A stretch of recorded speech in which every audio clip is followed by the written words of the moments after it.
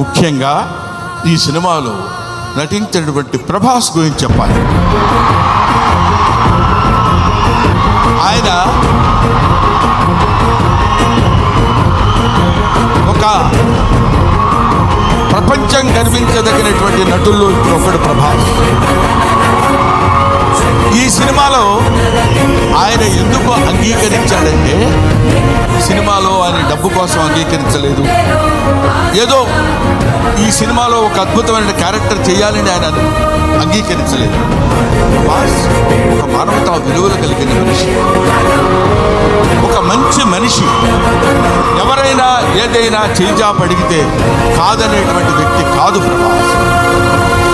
ఎవరైనా అద్భుతమైనటువంటి స్థితిలో ఉండి ఇది నాకు కావాలి అని అడిగినప్పుడు, ముఖ్యంగా ఆ విషయంలో చెప్పాలంటే మోహన్ బాబు గారికి అత్యంత సన్నిహితుడు.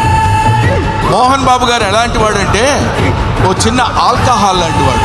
అలవాటైతే వదిలిపెట్టరు.